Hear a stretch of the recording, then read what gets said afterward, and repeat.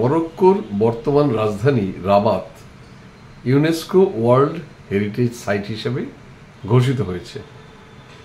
এখানে প্রাচীনতার সঙ্গে আধুনিকতার সংমিশ্রণ ঘটেছে। এখানে মরক্কান স্থাপত্য, তারপরে সেখানকার রাস্তাঘাট যা থাকে তার একটা বিশেষত্ব আছে। তা সেই মরক্কোর একটা বিশেষ অঞ্চলে আমরা যাব, যেখানে পর্যটকরা খুবই যায়। সেই অঞ্চলটার নাম হচ্ছে কাসবা আল উদায়াস। এর ইতিহাস নাকি বলে যে থেকে ফেস থেকে বিতাড়িত হয়ে উদয়ারা এখানে বসতি গড়েছিলেন। সেই বসতি একটা পাঁচিল ঘেরা শহর, যার জন্য ওর নাম কাসবা। আজকে আমরা শুধু এই মরক্কোর এই অঞ্চলটাই দেখাবো, পাঁচিল ঘেরা একটা অঞ্চল, এবং যার গা ঘেঁষে রয়েছে সাগর। তাই চলুন আমরা সেই অঞ্চলটা দেখি। আমরা ঢুকে পড়েছি রাবাত শহরে।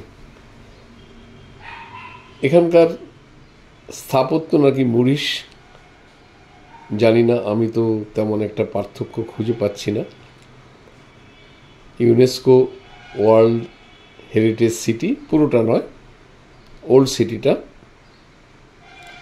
আমরা যাব কসবা আল উদয়া, অর্থাৎ উদয়াদের কসবা। কসবা মানে হচ্ছে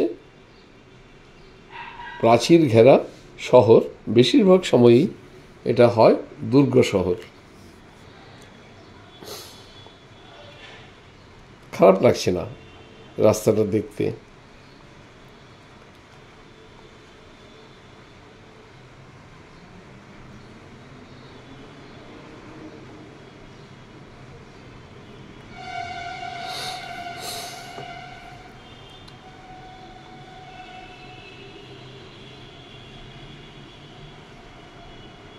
রাজধানী শহর, একটু তো ট্রাফিক জ্যাম হবেই।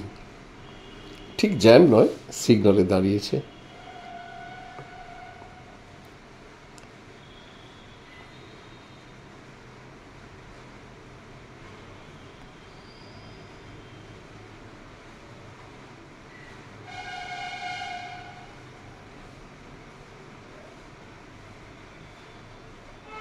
এই যে আমরা পৌঁছে গেলাম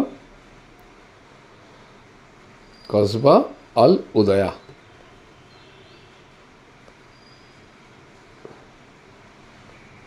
এই বাঁদিকে পাঁচিল ঘেরা শহর, একদম সমুদ্র ঘেঁষে। আর ডান দিকে তো নাকি রাজবাড়ি, যেখানে ঢোকার অনুমতি নেই। আমরা যাচ্ছি রাস্তাটা ক্রস করে।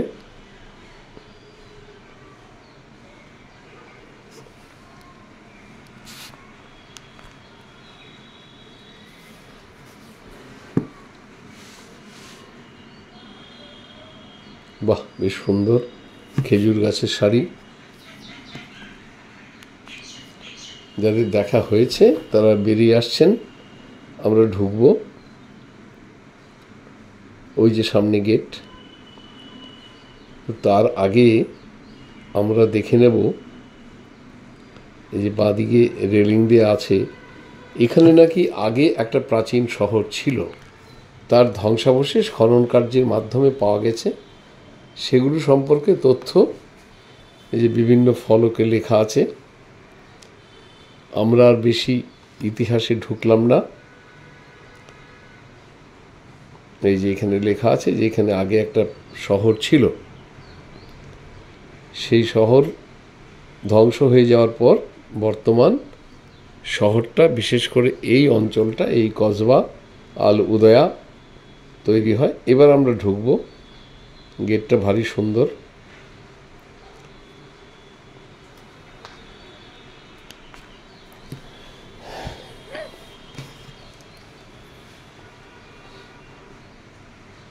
ঢুকে গেছি আমরা ভেতরে। অনেকটা যে কোনো দুর্গ শহর যেরকম হয় আর কি। ভেতরে যানবাহন নেই।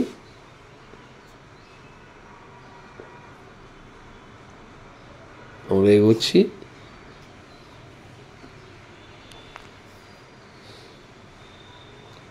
জুরান সবার আগে আগে যাচ্ছে,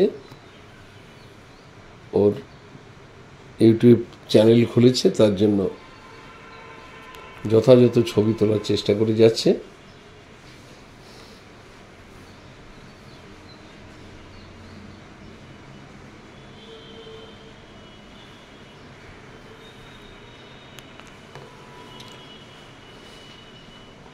কথাও বলে নিচ্ছে স্থানীয় লোকেদের সঙ্গে। জায়গাটা খুব সুন্দর।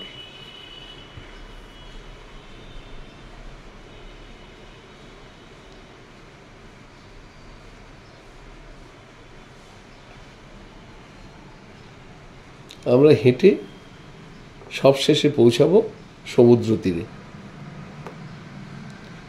দুপাশে বাজার, হস্তশিল্পের বাজার।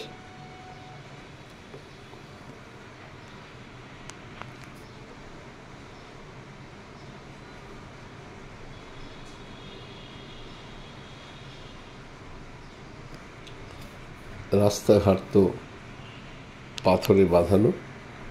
সাদাটা এদের খুব পছন্দের।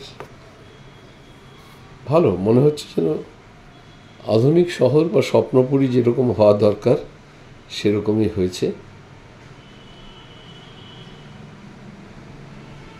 বহুতল নেই।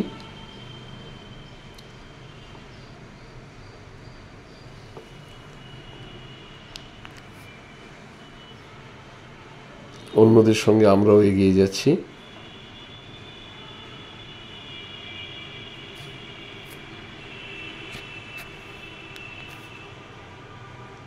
সবার আগে জুরান।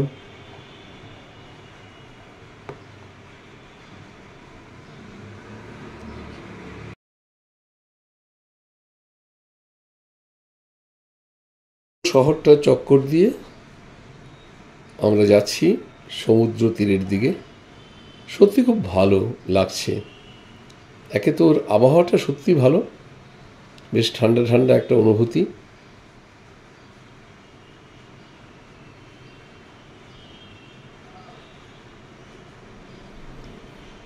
পুরো একটা বসতি, কিন্তু যানবাহন নিষেধ। মানে নিষেধ মানে কোনো, যখন তৈরি হয়েছিল যানবাহনের কথা ভাবা হয়নি।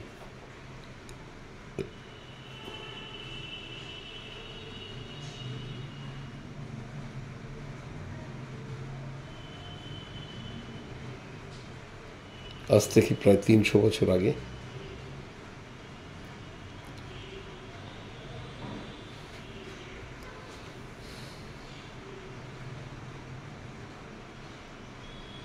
এসব জায়গায় কার না হাঁটতে ভাল লাগে, আমাদের তো লাগছেই।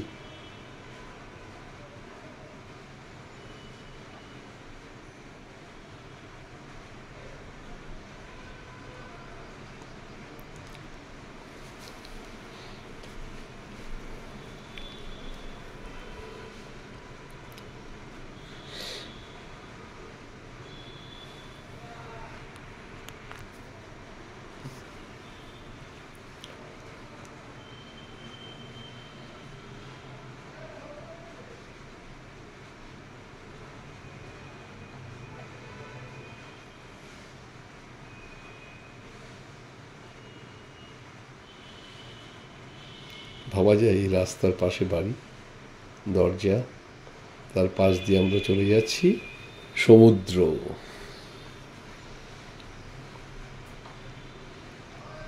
ভূমধ্য সাগর।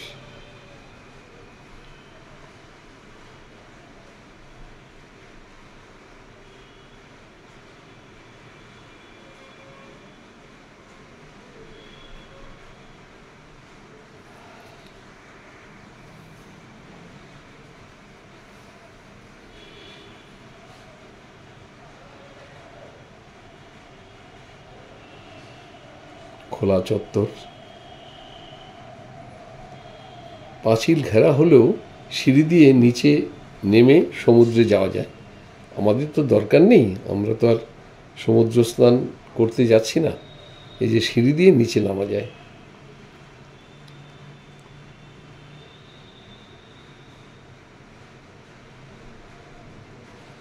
নামবো আমরাও।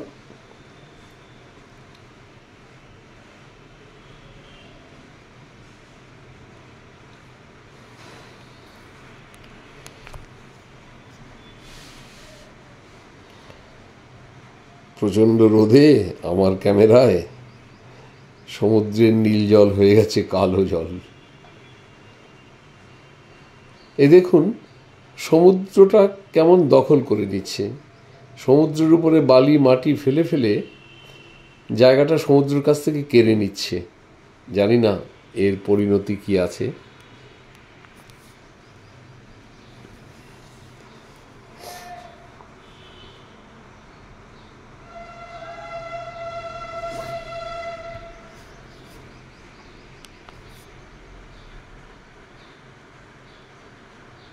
এখানে একটু অলস অবকাশ যাপনের জন্য আসা। এই যে সমুদ্রের ভেতরে যাওয়ার জন্য রাস্তাও তৈরি করে ফেলেছে। এই রাস্তাটা যে করেছে ওর ডান পাশে পুরোটাই একসময় সমতল ভূমি হয়ে যাবে, সমুদ্র তার জায়গা হারাবে।